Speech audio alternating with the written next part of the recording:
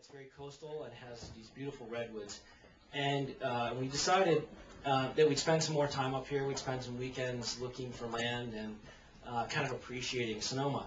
And Sonoma is actually kind of the southern part of where the redwood forests start. And the redwoods, as many of you know, are an incredible part of the planet's ecosystem. And 98% of all the redwood forests have actually been cut down. So there are some unique parts of Sonoma that still have redwood forests, and actually some second and third growth redwood forests as well. And so when we started exploring Sonoma, we discovered some really, really unique, beautiful pieces of land. In fact, tonight you're amongst some redwood forests. There's Andrew and Cassandra hugging a tree right there. And so when we'd been exploring up here, we discovered that our friends Garrett and Amy had actually had a place in Freestone, which is a small little town right next to Occidental. And so we spent some time up here looking around, and we came up here with Marshall, who's marrying us tomorrow, and discovered this piece of property called Willow Creek, which is where we'll be having the wedding and the ceremony tomorrow. And so we really just wanted to kind of do our part and help create a beautiful place for our family and our friends to spend, the next 50, the next 100 years together. So we helped us spend all those years with you guys coming to visit Sonoma and coming out to Willow Creek. So this is hopefully just the beginning of years and years and years spending time together at Willow Creek. So thank you all for coming.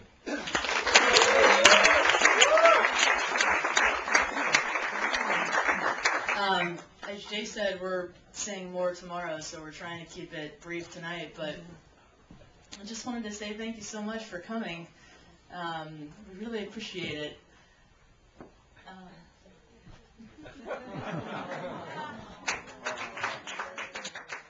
For tonight's toast. I'm going to just say a couple of quick things. I'm going to talk briefly tomorrow during the ceremony too, so I don't want to take too much time. I just wanted to briefly set the agenda for tonight. I know from casual conversations there are a bunch of people who want to say something tonight, which is great. The only thing I would say is encourage you to keep it relatively short because there are a lot of you here.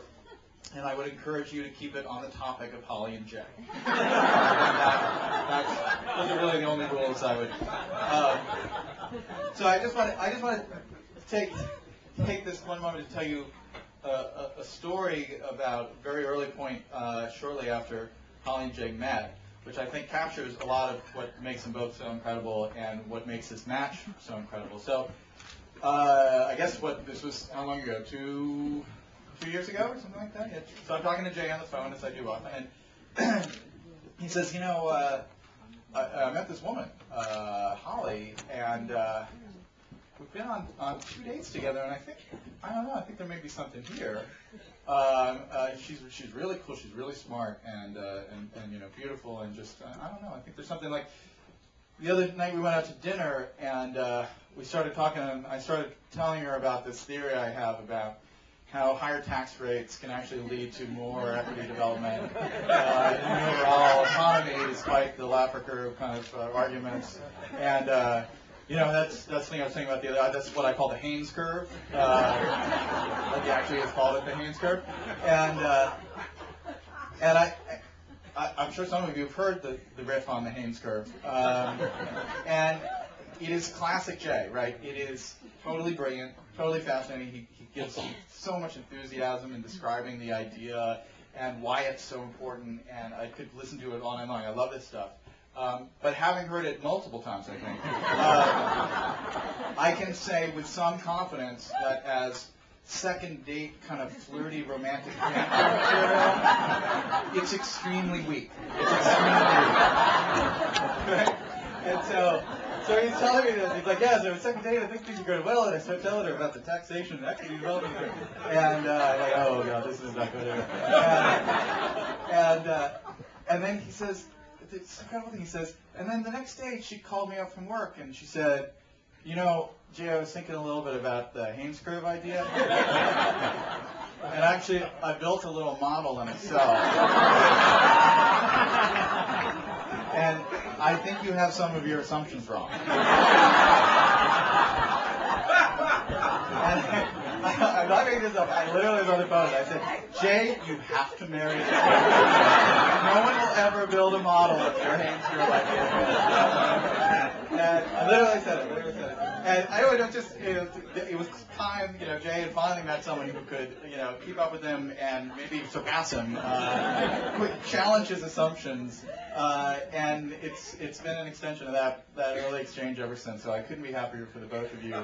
So here's to Jay, to Holly, and to that most romantic of productivity apps, Microsoft Excel. To make the journey across country. She lives in Florida, but I know what she would say if she were here tonight, seeing this crowd, listening to the talks, and that is, who the bleep is Dave Martha?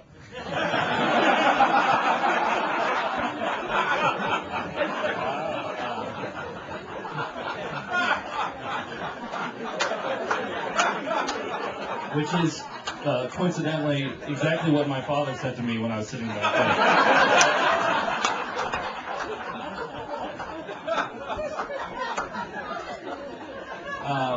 But after that and before that, she would have also said, I'll have a scotch with soda and a little bit of lemon. But what she would have been feeling, which is exactly what we're all feeling in the Hayneses and the Johnsons. My middle name is Haynes, so I feel uniquely honored in that respect, is extreme happiness. And relief, I have to admit.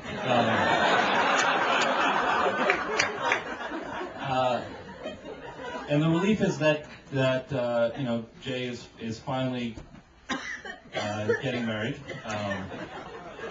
But the happiness is that he has struck gold. Holly is wonderful and just perfect for Jay. And that's not easy to be. And that's a real compliment. It doesn't really sound like one, but it is. I love Jay. Jay and I spent time together in Los Angeles. I'm, as I said before, much, much younger. And so, growing up, Jay was always this mysterious older figure who was more dangerous than my brother. But when I was living in LA and Jay was living in LA, we spent time together as equals, sort of. And he's just been a wonderful person in my life and has really helped me to be more enthusiastic and to have more self-confidence and to believe in myself.